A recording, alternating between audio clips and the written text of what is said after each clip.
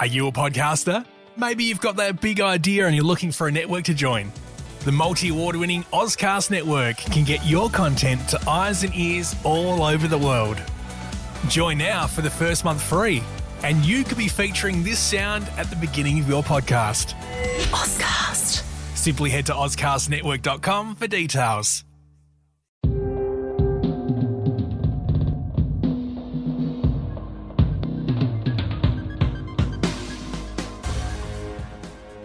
Man, I just love talking about keynotes. WWDC has just happened a little over a day and a half ago, and our take on this is going to be so fresh because we've literally hardly even spoken about it to each other.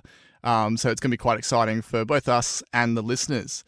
We'll go through this chronologically, just as a way to kind of follow along with how it was presented. But overall thoughts, how do you feel about this year for WWDC? I was really, really excited. It went back to the days of before I got into like rumor sites, because there was not much to go on beforehand. Like, I think overall we can better predict what Apple's going to do because we're more familiar with what they care about. So it's not like, everything is a complete surprise. Say, for example, FaceTime audio, FaceTime group chats, but It was definitely much, much more secret than usual, which was really nice. And it delivered. Oh, definitely. I guess just quickly to get it out of the way, one of the biggest surprises, only because last year had set some sort of precedent, was the complete lack of hardware aside from a new band. As much as I wanted new hardware to be announced, with what they packed into this event, I think it would have been a wrong move to try and rush through it and include hardware. So I was glad that it was actually software only. Yeah, I'm excited about the hardware they did release. I just got the Pride band today. Oh, nice. Picked it up and it's really cool. So both Michelle and I got one, and it does actually change the whole Pride watch face attraction, because it creates this illusion that the thread is running through the screen and that you've got this circular band with the watch running over it. It's so trippy, and because they all line up so well, and it's just so awesome. It creates this like real 3D feel to it. So I'm really loving the band, and it's much nicer in person than it is on the website. Although I did like it there, but yeah, so we're really excited about that. And the other like new release of the unannounced release of new colors for like the silicone bands and covers, which was pretty cool. But I actually completely missed that. They announced 3 new colors, which also got the marine green to match like the sport loop, and then there's the peach color and one other color. So Michelle got the marine green to match her match her watch band. Brilliant. Okay, getting straight into it from the start, the intro video I thought was done so well, and this I'd say this tops how they handled the video before the iPhone event at Apple Park, because the editing involved, I mean, the David Attenborough narration would have already existed, but the editing involved, and then having to, I guess, stage some of the shots, it would have been so, like, the timing for it would have been so tight. I don't know how much time they have between walking in and the event starting, though. Yeah, I think they probably have about 45 minutes from when the doors open to the event starting. But it is crazy because that video was loaded onto YouTube the second it finished playing. They had already uploaded it. I don't know if you saw that. I tweeted that out, but it sort of I got a notification as it ended. I was so shocked. And that happened with the other video they released later, but showed only at the end. But yes, it's definitely impressive and really smart the way that they incorporate some pre-done footage with a live shot. And I loved the whole theme of it, so it was really enjoyable. When the narration started, like at the very start, I was like, oh, English accent. I was like, oh, this is Johnny Ive. I was like, hang on, this is David Attenborough. I was like, wow, because I'm such a big fan of his documentaries, right? And yeah, I was literally just smiling ear to ear. And then, the big, obviously, we both follow him, but the instantly recognizable Jim Dalrymple appeared during the intro as well. You can't miss that beard. So. I wanted a Heineken at 3:00 in the morning. It was unbelievable. Nice. Okay, the overall look and layout of this keynote, it was just so incredible. I reckon it's a really wide display. The use of lighting, these are like the spotlight style effect, the demo tables. It was really quite dramatic. And they took, like with Education Event, they took the theme right through to the slides, like full animated slides and everything. Yeah, I really enjoyed that. Yeah, it was, the widescreen was really impressive. There was one stage where a speaker, you could see her actively press the button and then the screen didn't change. I was like, that's weird. It didn't change and she's still talking on, but it was so wide that it was out of view for like the camera, and it had actually come up, and only when they changed cameras could you see, that's actually come up there. So yes, that was okay. Yeah. All right. Well, yeah, that wraps up the feel of it overall. They did go into a short little bit about Swift Playgrounds event and Everyone Can Code, which is cool.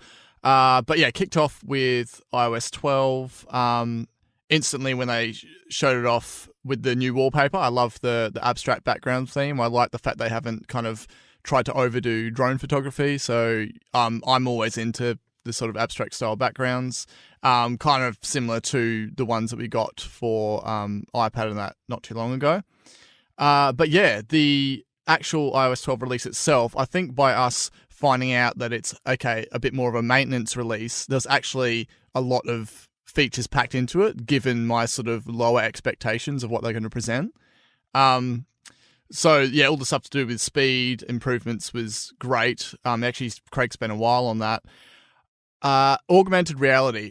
I think that I probably appreciated this a lot more than other people did. I don't know what your take is on it, but there were sort of developers in that tweeting at the time like, oh, this is the time that I use to check my account, and and sort of saying, oh, I think that Apple believe in AR more than I'm excited by it and stuff like that. So what's your take? I wouldn't really consider those opinions. Sometimes people can be jealous that they can't create AR experiences or don't, find their own personal enjoyment out of it. But I think what Apple's doing with AR is absolutely market leading, world leading, awesome. I can't get enough of it.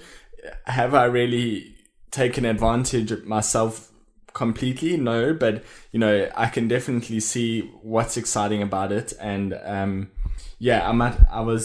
I might just jump into this now, but I watched the talk show with John Gruber live at WWDC earlier today, and they had we spoke about him a while back. I don't remember his name, but he's the head of AR and VR at Apple, and they just hired him a couple of months ago. I think it was the same time they got that guy from Google. I don't know. Do you remember that? Maybe. There's been a lot of hiring. So anyway. Yeah. So he's like, I was really impressed, but he came on stage with Joz, and I was really impressed by how smart he is, how considered he is, and not just of AR at Apple, but just about the whole, he's an Apple fan too, so he takes interest in the business, and you can see there's a lot of tight integration with the GPU team and everything, so they definitely have a plan for AR and VR, but the VR side they're not actually speaking about yet. So John actually said to him, you have VR in your job title.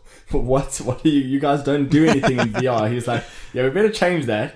So anyway, what I found exciting about it is the shared experiences that now exist in AR. So you can have one object that once is manipulated for everybody. So it's it completely changes the game that multiple people can share and experience the same thing at the same time. That just takes it to a different level. I love the fact they created a new file format along with Pixar. So it's like, let's get the experts in. Yes, and Adobe. Modeling animation. And Adobe, exactly.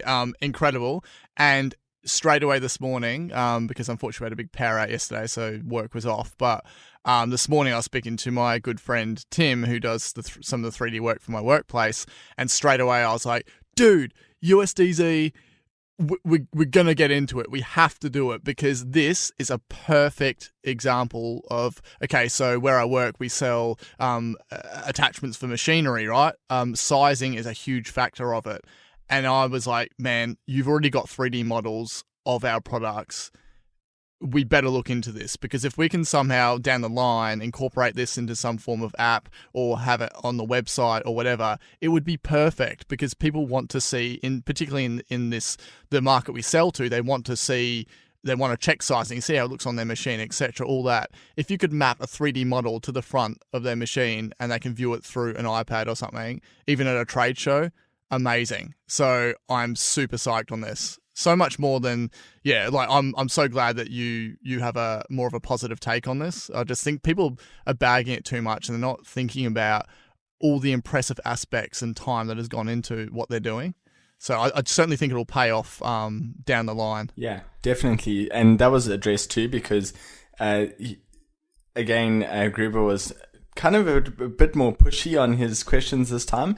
He said to them, well, you know how Apple has constantly said, we're not doing touchscreen Mac because you don't want to hold your arm up like that all the time. And then he said, well, with AR, you have to hold your arm up all the time. So what's up with that? He was pushing them to address, the glasses sort of rumor, AR glasses. And so they didn't directly respond to that, but they did say that, well, you already hold your device up.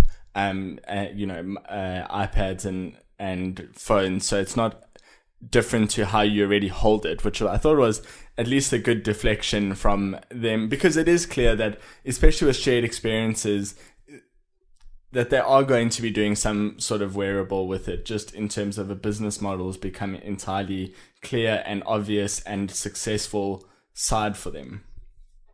It's definitely going to be interesting what's coming out in the next few years. In terms of new peripherals from Apple. But the multi-user demo with the Lego was cool, because everyone is so far has been used to augmented reality mapping to just a complete large flat surface like a table or a wall, and this is showing that it was mapping to an actual existing structure. So that was quite impressive. But quickly, speaking of multi-user, apparently Face ID now supports 2 people. Yes, that it was listed as one of my topics I was going to bring up pretty early on. Is we've already set that up in my house, and it's works super well. Fantastic! I'm really excited about that. I'm pretty sure they're getting that out of the way because of iPad later on. But what I will say is that the wording around that is so peculiar, because the wording is set up in an alternative appearance, which is just bizarre. It's I kind of can't help but think of someone wearing that typical glasses, glasses and fake moustache. Yes, and big nose disguise. That's what I think of. Like, what do you mean alternative appearance? But yes, when I shave or when I grow a beard, it does. More when you shave, because that is an instant change, whereas they say that it learns over time. So yes, it's pretty cool and works really well. And I was a bit nervous about it working, ruining how my Face ID works. But just because of their wording, alternative appearance, I thought maybe they'll share some commonality in the model and just add features onto it, which is not what they've done. They've set up 2 independent models, so that works well. Yeah, cool. And also a quick one, they've actually tackled the accidental screenshot, which iPhone 10 users can certainly relate to. And apparently they've disabled the fact that it won't work while you're tilting your phone away. So yeah, that's a good one. Photos, just improved search. They got a For You section, so it's kind of becoming a bit more, Apple Music-ish in that way, I guess, with the language and stuff. And I like the fact the whole sharing suggestions, where it detects friends that were at that event, and then they can share pictures back to you. So that's pretty cool. But for sure, the big one, Siri. What they did with Siri was completely different with what I thought they were going to do. I thought they were going to be like, we've improved Siri. Here's a demo of it doing this. Here's a demo of it doing this. But instead, we got, and I'm very excited by it, essentially workflow in Siri form. So with Siri shortcuts, I'm very excited about this. yeah, what's your take on it? Yeah, I will say when Apple bought Workflow, I was openly skeptical on the podcast because I was concerned about were they incapable of doing something similar at Apple, and it's clear that they had really good vision for exactly what they were going to get the Workflow team to do, and they've absorbed them straight into creating shortcuts through Siri and the Shortcuts app. And Siri shortcuts are without doubt game changing. They will absolutely make Siri so much more useful for everybody. Answering random web queries is always great. Sure, I want to know, what is that building in San Francisco that looks like a pyramid? And Google knows that. But what I do more often is a series of events on my phone that I'd love to trigger via voice. Say you're leaving work, and when you leave work, you text your wife that you are on your way with an ETA. You potentially put on a podcast and open a navigation app or social media app, and you can do all of those and whatever else you'd like to in a row, in a workflow, and trigger that with Siri through your own command. So it's not like Apple has to think of all of these different scenarios and combination of scenarios and allow Siri to do that. No, developers plug in with their actions in the app. Siri realizes when you're doing that and suggests those, and you can create your own ones in the Shortcuts app, which isn't available on the beta yet, but the Siri shortcuts are. So I've just had a look at those recommended ones, and yeah, it's very generous on its recommendations, but in terms of its usefulness, this is going to completely change how people use Siri. And I think they, as much as admitted that our focus is Siri helping people do stuff on their device, and sometimes that's queries about general knowledge, and they'll continue to improve. They did improve those aspects. They added a new sport being motorsports. They also included more celebrity specific knowledge and food knowledge, which I think is quite cool. I never even thought about asking Siri about how many calories in a burger or whatever, but now you can, which is adding to the feature list there too. But it's just that this whole shortcuts thing is game changing without doubt. I love the fact that because the trigger phrase you create, it's going to be personal. You're going to know exactly what to say. There's going to be no guesswork if you ask for a phrase, not entirely the correct way. So it's incredible. And what I love the best is that the developers can build these into their apps, and so it's offered for someone straight within the app. So I tell someone about, hey, Siri shortcuts, you can build your own sets of stages and stuff. And if there's people that aren't really familiar with how to do this, or they're just like, oh no, it's just too difficult for me, that's fine. This level of interaction and being able to build your own thing, that's great for people like you and me that are into and knowledgeable about this sort of stuff, right? But for the general user, it's certainly going to have a big effect as well, because the developers have done the work for them, and then along with the actual suggestions that appear on your lock screen, such as the ordering coffee example, I'm really excited to see, say a few months in after the actual launch of iOS 12. So on those, the the Lock Store shortcuts are awesome. We use Skype at work for all of our meetings because we are in multiple locations, and it suggests calling into the Skype meeting from the lock screen. So you just tap it and it'll go through the URL to open up the Skype instance on your device. That is, so convenient, because at the moment you have to call in with this 10-digit code and type it in, then press hash, wait, press hash. So it's now all of that's taken away with one press of a button. It's so awesome. And then in terms of, there was one thing, in terms of the everyday user using it, sure, they're unlikely to set up multi-step workflows, but given that they're so easy to set up in the Siri settings, they have a whole range of suggested ones. Even if you just use it for one arbitrary thing and get used to that, I feel like people really start using it quite easily. And I'm really excited for it. I know that I can think of so many examples. Another one, going to bed, I turn off all the lights and start a bedtime playlist, and now it would just be able to do that in one command instead of two. So yeah, it's great. I thought you were about to say, read me a bedtime story. Well, you could. Yeah, you could, exactly. Let's just say nature reads me my bedtime story. Very excited by that, and it has a great icon, so that's a big plus for me. Yes, it is a very nice icon. Apps, new Stocks app, and news for iPad, so that's great. Voice memos to iPad as well, a new design, and a big one for me is iCloud support. So there's iCloud support for so many different default Apple apps, but voice memos didn't have it, which was always a bit of a pain point for me. So they've ticked that, and it's got a cool new design. iBooks has now appeared as Apple Books. I like the design. They've actually, funnily enough, carried through a serif font to kind of like match books, I guess. So in a way, it's sort of a little bit skeuomorphic, I guess.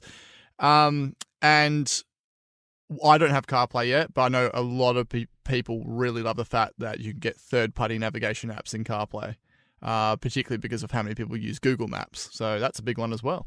Yeah, I hadn't really opened books yet. I have been reading a lot more books on my iPad, so I'm excited for that. I just had a scroll through now, and it looks pretty cool.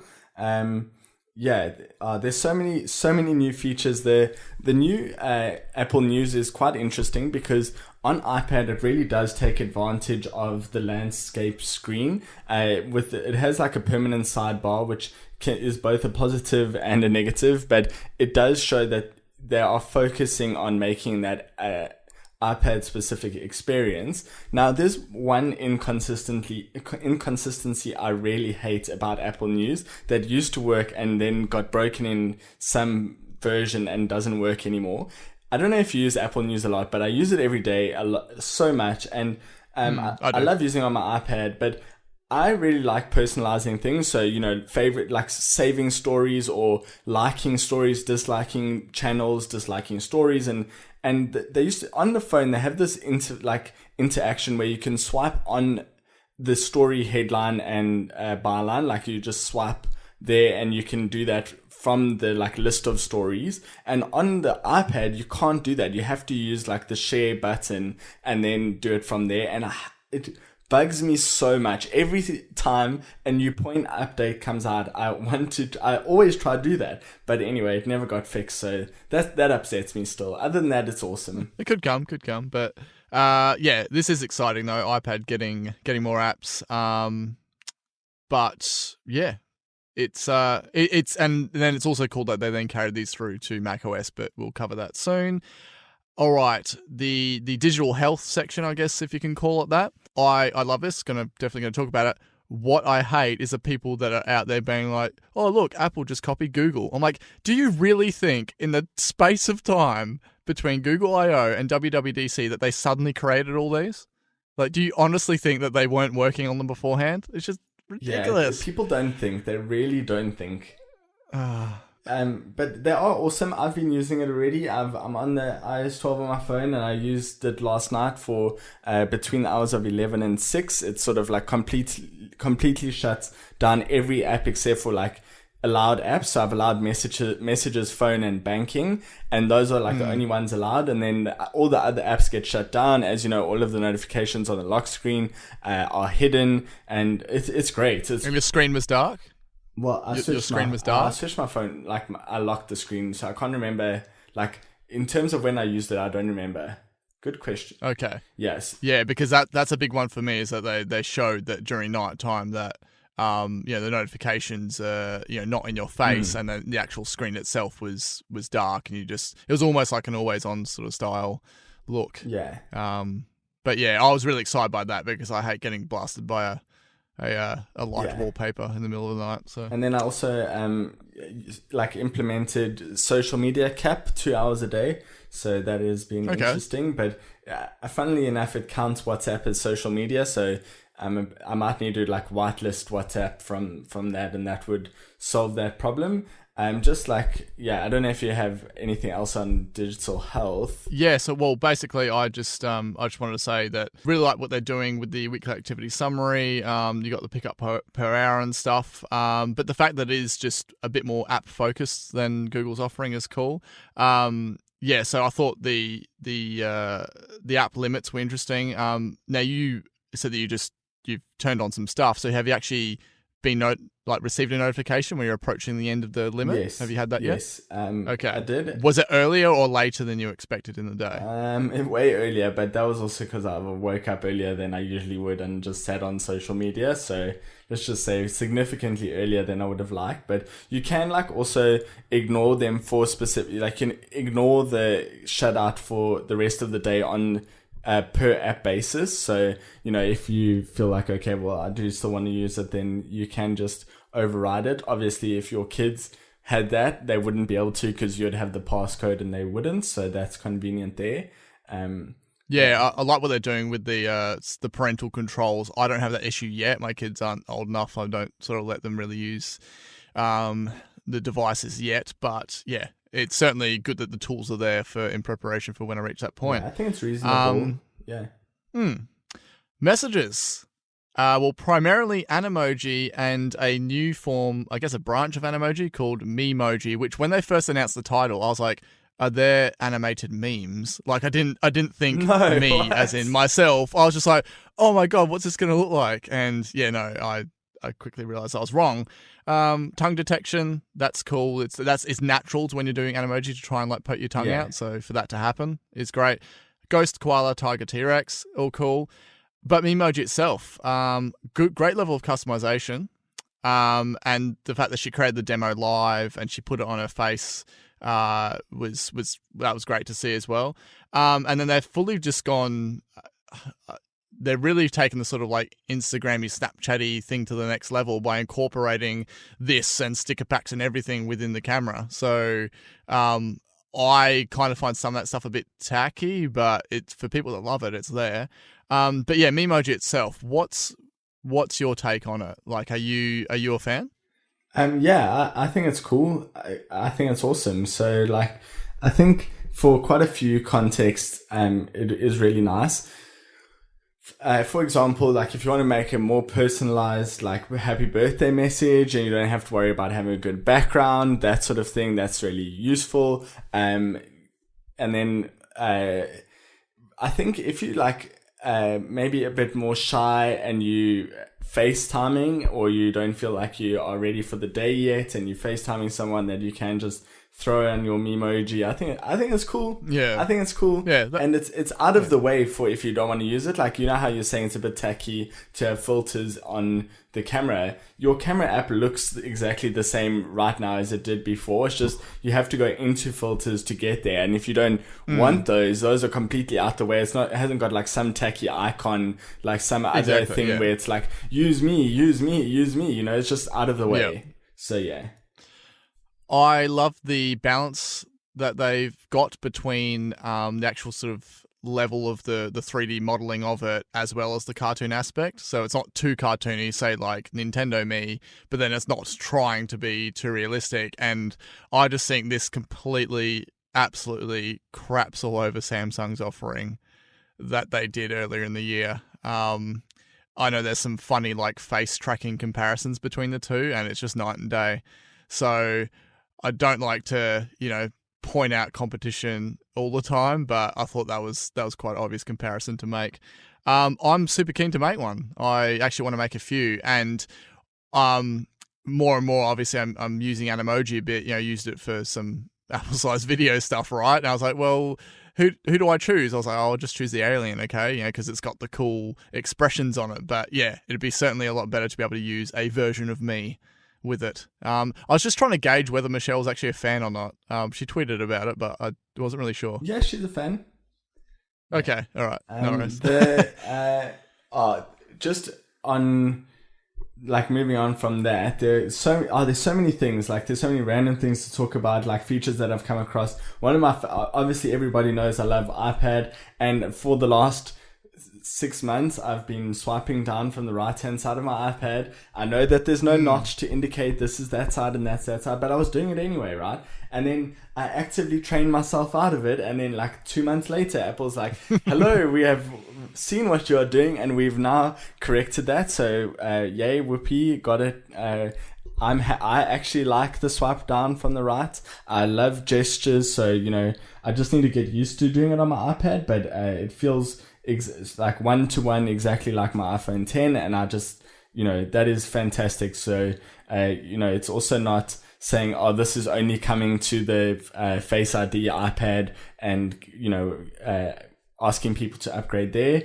There's so many things. Group FaceTime is just like so exciting for me personally. Obviously being away from all of my friends and family, that just is amazing, and I can't wait for that. Up to 32 people. That was really impressive. I mean, I think that's like a lot of people. That's never going to happen, but the fact that they stated that is great. And I think this is the case. I was reading on Twitter that this is the only end-to-end encrypted multi-user video chat. Yes. So there you go. For people that appreciate that aspect. Love the messaging integration of FaceTime, and being able to just add people into a call, rather than having to just like stop or recall them or whatever. The automatic tile resizing, which people have point out comparisons between that and Google Hangouts, but that's pretty cool. So you kind of got the roster of people down the bottom as well, and they pop into play when they speak. It'd be interesting to see, say, if you did have a chat of 6 or more people as to how it actually functions, but I think the most I'm going to have is probably 4 people, so that's fine. What did you think of the actual design of it with the sort of tiles left to right? I think there's good reason that they've done it like that. I think they could have elevated, the main speaker a bit more, as in just like made it more prominent. There's quite a few dark spaces in there, but I think a lot of that is to downsample the video so that you're not getting 32 streams of full HD, or if you have a MacBook 480p. But the point is, it's a lot of data to go across, and they just downsample and send that through to you, and that's really smart. So people who aren't talking are basically just sending like a 1 pixel to you, and it's just a really good way of handling it, and I can't wait to use it. I really cannot wait. I loved Tim Cook's little memoji inclusion with the call. That was a good one, so. Like there were so many things just on Tim that Michelle gathered before I did. She was on top of it at 3:00 in the morning. He was wearing the the new colored silicone band when he came out with his Apple Watch, and she's like, that is a different color. I was like, no, it's the normal white one. Anyway, it turns out new color is that exact color. And then as soon as the Siri face was announced and he came out with the Siri band, she was like, yep, he's wearing that band. I hadn't even looked near it. So yeah, it's good to have someone to watch the keynotes with, because I noticed all those details then. You mean Pride Face and Pride Band? Yes, I keep on saying Siri, but it's because of the colors. It's because the colors are so similar, but yes. Yeah, my bad. I'll have to try to stop that one, but I definitely meant that. That's all right. Awesome. Yeah, as I said, for what we expected to be a downplayed maintenance level release, there's just a lot that's packed into it. And group FaceTime has been a big one I've wanted for years now. And that'd be cool for in the future if you're doing any group, people that's more than one-on-one for the podcast can actually do it through FaceTime and not Skype. So that's great. There were 2 other things I just want to quickly shout out on this. Screenshots don't show in camera roll at all anymore. They just go into the screenshots album like as a media type. They have media type and screenshots, and that's the only place that they are. So I love, I only have 12 screenshots on my phone. I delete them all the time, but it's really helpful for just clearing out that nonsense. A lot of people save memes and stuff, and I think it's really nice to just separate them.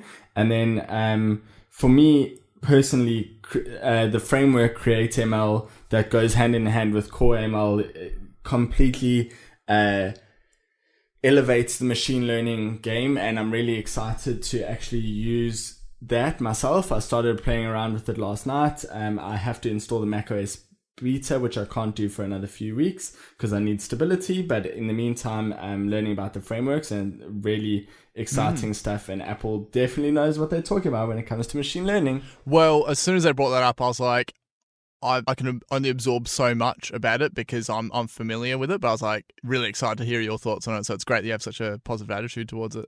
So yeah, just definitely keep us updated with what happens with that. But yeah, little side note, my screenshots album is 246. So yeah, I take a lot of screenshots. But anyway, watchOS 5. They began with quite a critical life-saving story. So as we said, the Apple Watch saving lives. So that's just another one to add to the growing list. Kevin Lynch has always came out, so that's cool. But yeah, what did we see with watchOS 5?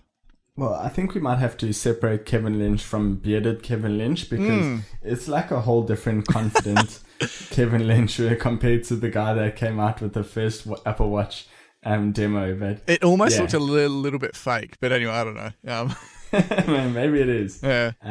So I think for me, the biggest two things, takeaways, walkie-talkie was really interesting to see because there's been some stuff on Twitter about how there was a walkie-talkie icon and a like label in the watchOS 1 release, like not the released version, but between when Apple announced Apple Watch and when it actually shipped, they took away walkie-talkie and now it's back. So hey, maybe I will get my swipe in Apple News back one day, and I think that's later. Quite convenient. Yeah, it's quite convenient to just say like send it's like a voice note, but not. It's you only have one opportunity to listen to it, and that's when it's happening then and there, and that's cool because you just say what you need to say, like I'll be there in a second, or whatever you want to use it for, and it works over the network, so you don't have to be within however far you had to be for traditional walkie-talkies. And, I can imagine even on like factory floors or, I know this is used, keep in mind, Apple Watch is used in many professional environments, for example, by airlines, to update their staff on like delays and, procedures. So all of that sort of stuff, both personally and professionally is quite a game changer. And then one thing that I'm really looking forward to, but does not work for me yet, because as I said, I have watchOS 5 on my watch.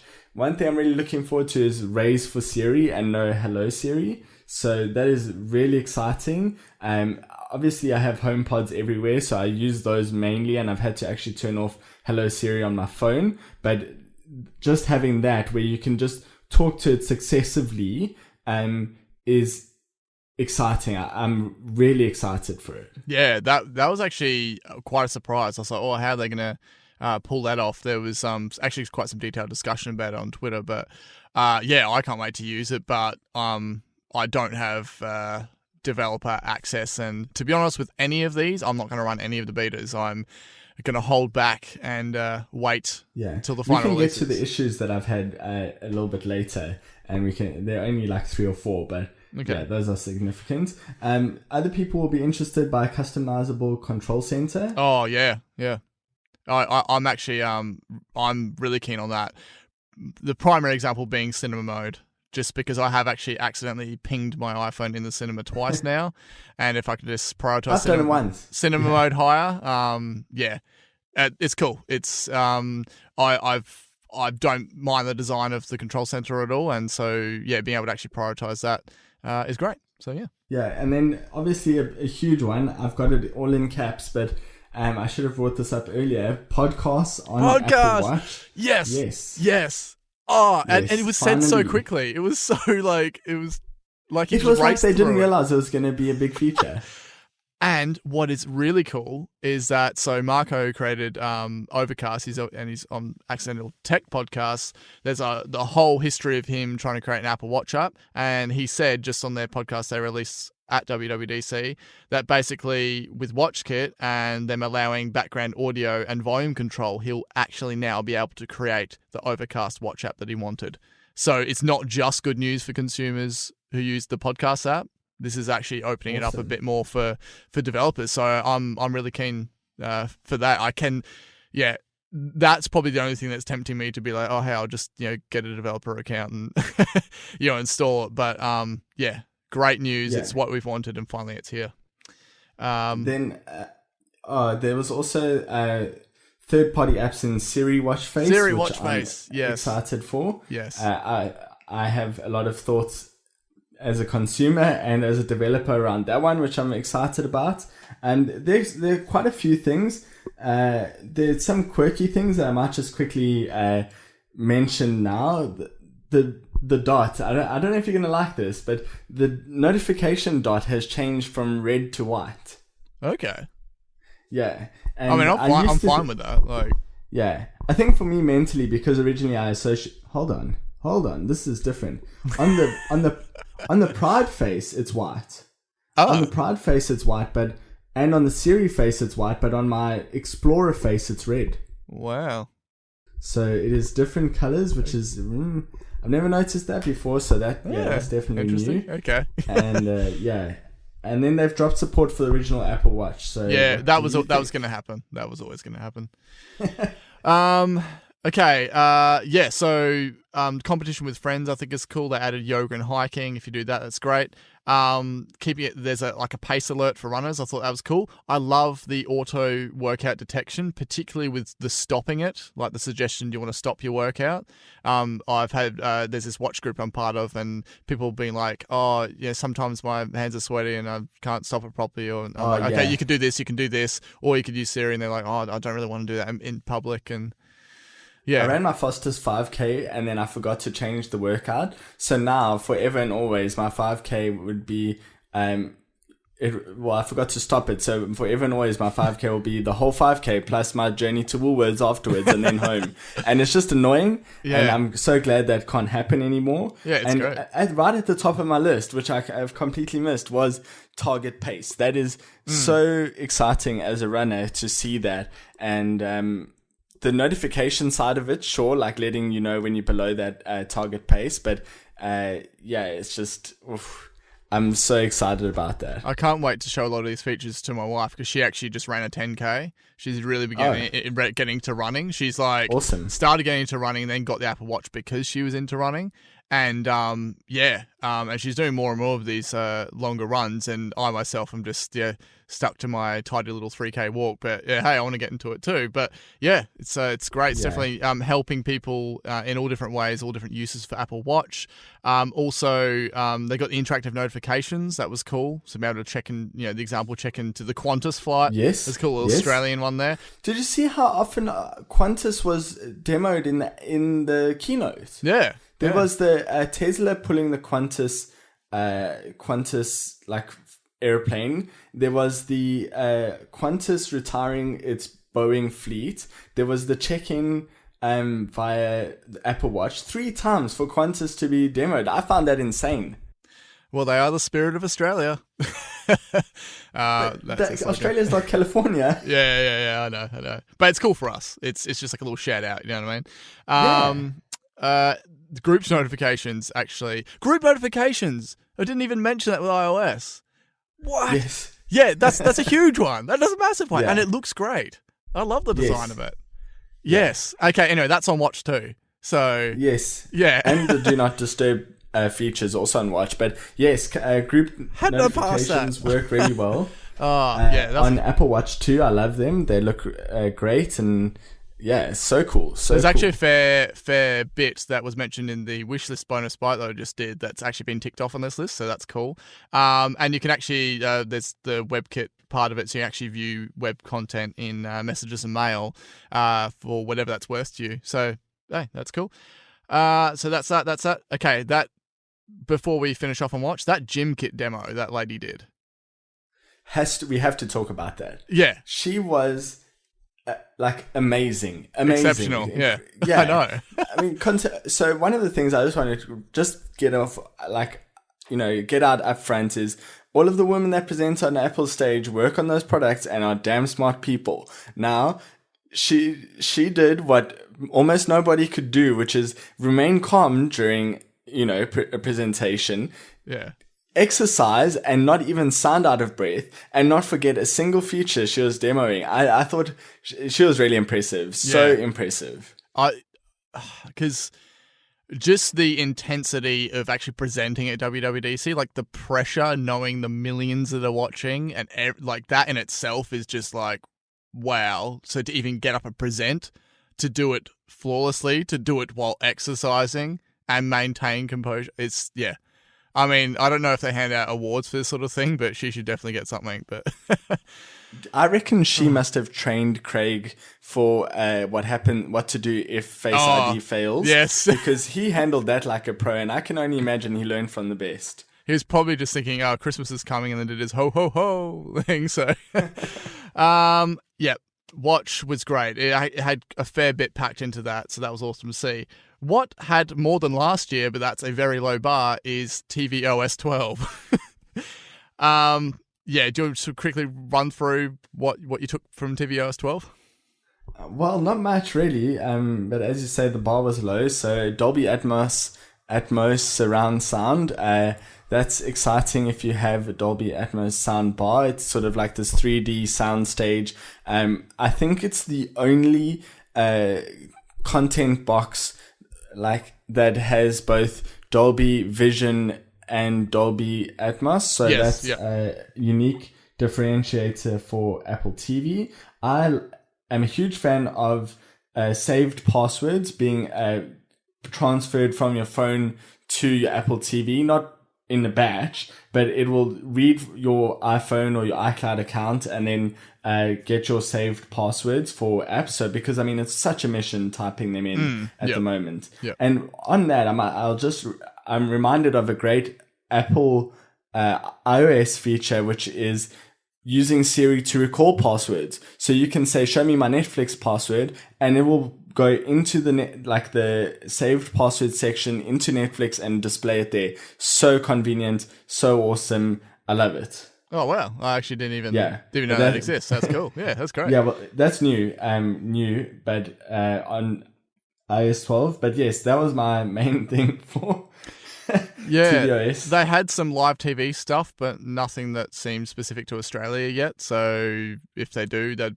be cool if they could sort of bake that in somehow to the TV app with our channels here. Maybe I'm not sure, but that's a thing anyway. Be able to view the aerial screensaver location info. That's a great one. I've always wanted to be like, wow, that looks insane. Where is that?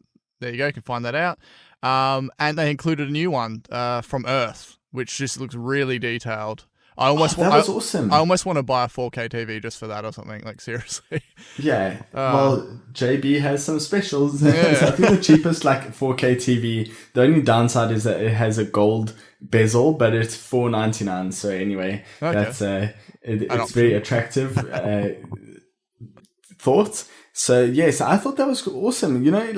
There's so many times where you just look at it and think to yourself, you could only do that at Apple. One of them was where they bought a forest, where that woman was like, we should buy a forest. Yep. And they bought a flippin' forest. And then someone else who was like, you know what we should really do? We should work with the International Space Station to make one screensaver for the Apple TV. Yes, that would be let's do a year-long project for that. How the hell? Oh no! I love the angle of it as well. Being able to properly see the shapes of all the land formations and that. You could see the atmosphere.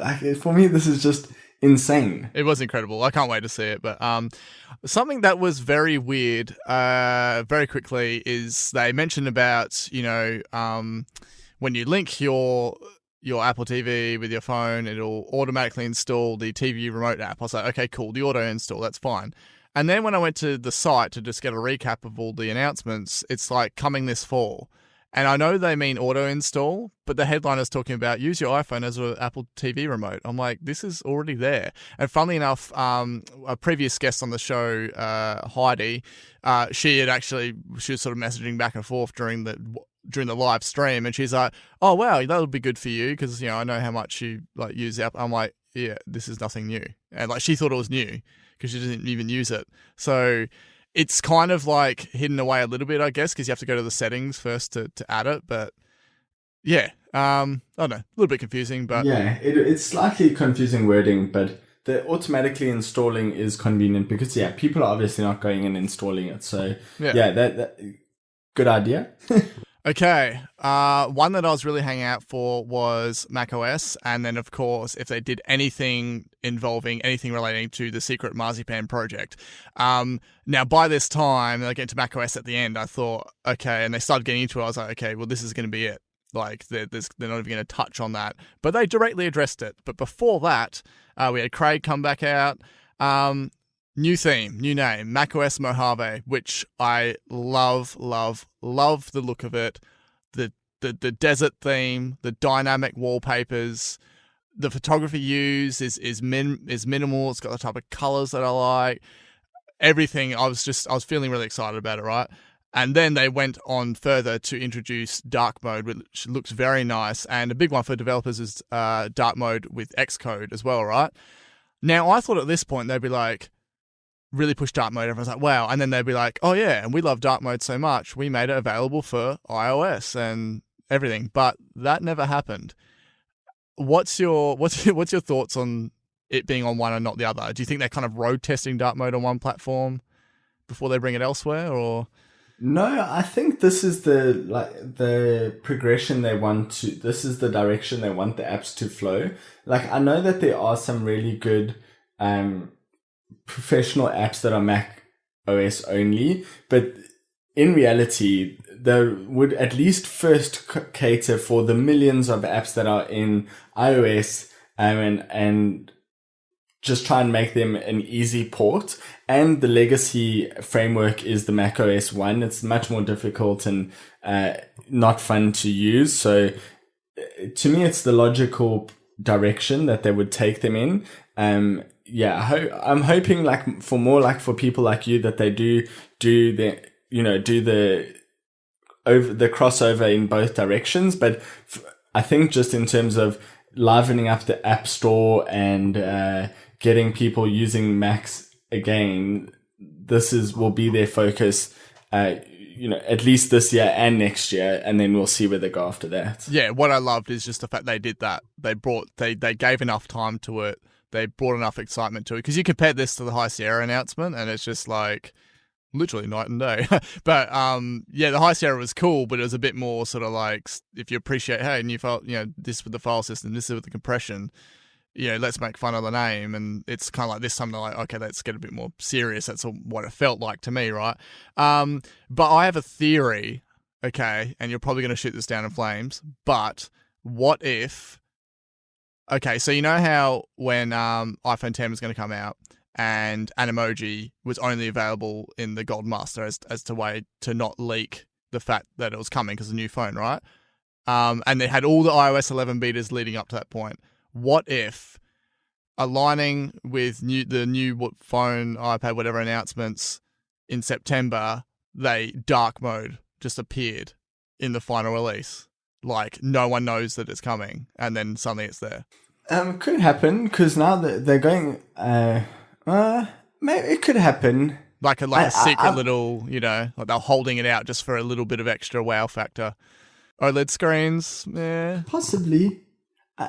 I don't want to shoot it down. I'll give it a 10% chance. Plausible-ish. It is plausible because they're obviously doing dark mode already. Some of their apps are like dark, and it's coming at some point. Well, who knows? It has any likelihood of being in any future release. So could be. I love, as I said, the dynamic wallpapers. I don't know how many they'd include. I'd hope they include more than one. But that's really cool to have it change over the day and tonight.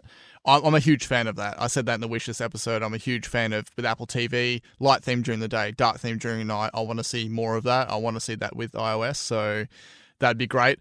Stacks, awesome way of cleaning up your desktop. And a sort of fun way of reintroducing stacks again. That sort of like spring open style view. I usually keep quite a clean desktop, but it would be cool to just have it all like, hey, here's your pictures, here's your videos and stuff. Yeah, me too. Yeah. It would be cool, but mainly for work, not at home. And at work, I don't have a Mac, so yeah. I guess the good thing about this is, currently I'm iPad less, like I don't have one, right? And then, as you say, your PC at work, blah, blah, etc. I mean, I'm PC at work too, but I bring my MacBook Pro along. So we're kind of covering all bases. You're running the betas, I'm not. So it's going to be interesting, discovery in the lead up to the actual final releases. But they kind of like, there's like introduced gallery view, which is cool, but it's essentially like a redone version of cover flow in a way. Yeah, it is. And Yeah. I will never use it. There were some conveniences though. I seem to remember you being able to like manipulate it directly there, and then like you could do some things in the gallery view that you couldn't normally do, right? Like rotate the image. It's the quick actions. So what they're incorporating with preview, they've sort of done in gallery view. So you got all your metadata there, which is cool, and then some quick actions, and then stuff like you can script stuff in Automator and have an Automator action there. So that's great. Yeah. So anyway, they got the sidebar. They've got the quick actions in it. They're cool ones like just creating a PDF, multiple files. It's good to do that and not have to run it through Acrobat and anything like that. That's actually a pretty good one for me. Yeah. So anyway, as I said, preview, quick look is what I actually meant. So you can do markup and crop and rotate stuff there. That's great. I love the video screen cap. I was a big fan of that. Yeah, that was great. Rather than having to do a screen recording through QuickTime, just do it right there. I use the touch bar for screenshotting all the time, like literally all the time. If they somehow build some of those features, because they had that new HUD for it, right? Like all the different options for the screenshotting. If they built that into touch bar, if that was there, that'd be great. There was no mention of touch bar at all. I don't know what the future holds for it, but if they can at least bring that down onto the touch bar, yes, I would use that all the time for sure. What do you think of that continuity camera? So being able to trigger the camera on your phone from your Mac, and then it drops the image back across to the Mac. Yeah, I think a lot of students will use that. A lot of people who use Mac, I think it's more like for projects and for presentations. Not something I would use, but I think it's really useful and awesome. I thought the note scanning was cool. Like, just you bypass. Yeah, I mean the document scanning, you bypass the Notes app altogether. So yes, that's cool. Yes. All right, so they brought news, stocks, voice memos, and home to the Mac. So like what they did with iPad, the new apps there, bring it to the Mac, which kind of gave you a little bit of heads up as to the announcement that was about to come. But before that, they did a big thing about privacy security, and I know you're a big fan of the Safari tracking prevention. So what were they offering here? These are awesome. So they'll lock down the ability for social media share buttons to track you across the web, because they do that even if you don't use them. And there was another. Because they talk about the fingerprinting. Yes. So basically, some networks or ad networks will do, they're not like Apple will lock down getting like a device identifier, so they'll get as much random information about your machine as they can and make a fingerprint out of it. So they'll even look at your font collection. Yeah. And so Apple will only ever yes, that's the thing people don't know. So now Apple's putting in your hands to say, yes, you can use your little like button to track where I've been. But if you don't want why Apple's said they're getting involved here, and they spoke about this on the talk show, is because people don't know, and that's not the obvious thing for those buttons to track them across the web. So if you want them to, you can, but otherwise no. So yeah. Yeah, I thought it was great. Funnily enough, the example site they had was Blabbermouth, was actually like a hard rock and heavy metal news site. It's packed full of like crappy ads and everything, really? and the whole Facebook comment thing. But that's a site that I actually use. It was just so random. I was like, well, what's that doing there? But anyway, okay, so that was great. The Mac App Store revamp, it's what I wanted. I love the streamlined look of it. I love the sidebar. So they're definitely sticking with this sidebar thing, right? Sidebar in news, sidebar in the Mac App Store. So that was refreshing. It's got video previews as well. That was great. They quickly touched on the external GPU with that very impressive live 3D render from a MacBook Pro. So I thought that was great. Merging iOS and macOS. And they answered with a big fat no. And it even landed with a little bit of a thud and some smoke. I mean, that was a massive no on the screen. What did you think of that? That was just so bold. There's some memes about this already on Twitter. No surprise. Joz addressed it and said that if they had a bigger screen, they would have made the no bigger. It's like next year they'll have an 18-foot tall no. Oh, yeah. wow. So I thought, that was cool. I love that they are willing to address things directly and say no or yes, and even if it means 2 years down the line, that no it becomes a yes. I think they are making like they have an idea about the way that the world should work, and I think that's important. I love the fact that while they said no, they then went on to explain what they were actually doing, which is essentially what Marzipan is, I'm guessing. So they said sneak peek, showed some comparisons between AppKit and UIKit. So this is what you do to create apps on Mac versus iOS, etc. And they're pretty much putting part of the UIKit frameworks into Mac, and they sort of showed a little, segmentation of it. So the phase 1 is coming to developers in 2019, but the aforementioned news and stock and voice memos apps that I have for iOS were actually built this way on Mac. So there's your working examples, and they very much point out the fact that they are all testing this at the moment. This is a multi-year project, so this has definitely been a long time coming. And I'm actually really comfortable with the result of this. There was so much reference and excitement from me about Marzipan, or what could this be, a complete overhaul of the system and stuff. But I like the fact that while it wasn't essentially what I was envisioning in my head, they did have the excitement and the focus on macOS, covering all the different bases from machine learning and everything. And then they basically said, we're testing something out. We've been sitting on it for years and, working on it for years. And here you go. This is sort of what to expect in the future. But it's certainly not just like a big change up overnight. So I'll be very keen to see what they have next year on this. And then when developers then get their hands on it and actually start doing stuff with it. So, yeah, it's exciting. Yes, definitely. All right, that wraps up macOS Mojave, and the outro was a developers video. Well, actually talking to the relatives of developers, which was quite interesting. It was kind of like the impact that they have on their lives, and the guy being like, oh, my brother, I forget which app it was. He's like, my brother runs Yelp, that's it. It was cool. Because at the start they had the old lady. They had the old lady, and she sort of said, I have no idea what this means. And I was like, I didn't quite get it at first. I was like, are they talking to an old lady developer who doesn't know what's going on? They'd already said that they're speaking to their family. Yeah. They said we're speaking to the people who know them the best. But to be fair, it was probably 3 a.m. for you this time. Yes, yeah. It was one of the downsides of an early morning live stream. I was kind of phasing out a little bit, but she was so there were so many great parts about this video. The old lady is like, I have no idea how to make an app. Next question.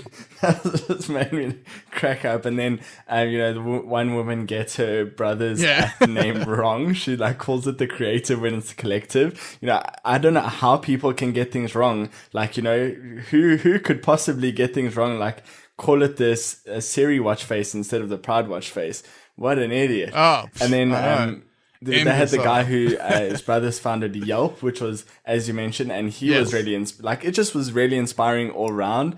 But it was just awesome. I loved it. Yeah, particularly that relationship, like brothers. Like you usually get the whole parental sort of thing and that type of stuff, which you expect. Like, I'm so proud of my son or whatever. And he's like, I'm so proud of my brother. I thought that was really positive. Yeah, I think they were twins. Did you see the photo? They look very similar, except for the developer guy had a lot more grey hair. So you can see the stress no effects. surprise there. Great ode to developers. There you go. Awesome event. No hardware, but as I said, with all that we've covered, with all that they packed into that, there really was no room for it.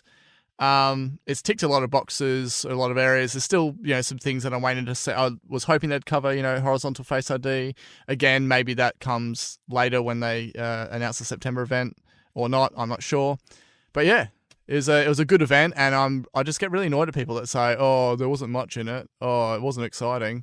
I didn't even pay attention. Yeah.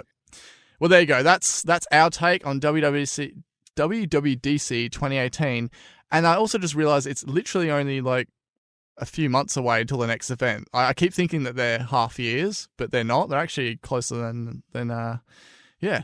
So hopefully soon. And then you can let us know how everything goes with the betas. Yeah, so far just the issue where my activity tab doesn't load on the activity. No, is it the my rewards tab on the activity app doesn't load, and that is like a pain. I filed the bug for that, and the Apple developer replied on my tweet. So I thought it was fixed, it was working, and it wasn't working. So now at the moment it's not working. I'm upset about that.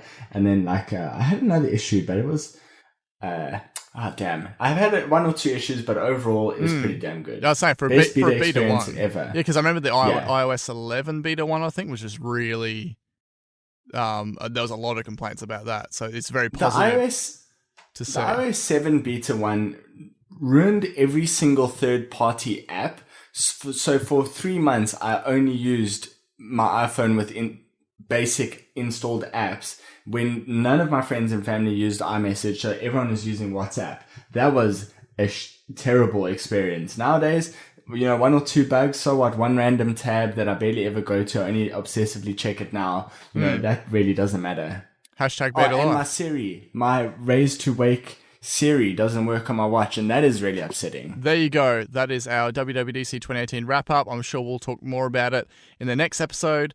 But if people are new to Apple Slice, we are part of many podcasts in the Ozcast network. You can check out the other ones they have to offer at auscastnetwork.com. Apple Slice himself, we have, you can follow us on Instagram, Twitter, and Facebook. Join the Australian Apple Fans Facebook group if you're within our country. And if people would like to subscribe, where can they find us? You could go on our website, appleslice.com.au, and find subscribe buttons all around there, but you can search us on your podcast player, Apple Podcasts, Breaker, Overcast, so many. Check it out. Yeah, definitely. Any last thoughts before we wrap this up? I'm always waiting for some sort of random story about drones flying away. Oh man, I wish it was that exciting. I feel like I want to create a documentary, E.T. Drone Home, or something, like it returns to you years later. I wish that drone returned to me, but it won't. I was thinking about getting like the drone you can code with Swift, but for now I'm trying to just stay away from drones. Okay. Yeah. All right. That's about it. Awesome having a chat to you, Nick. This is still very fresh. Can't wait to talk about it more, and I'll catch you in the next episode. All right. Bye.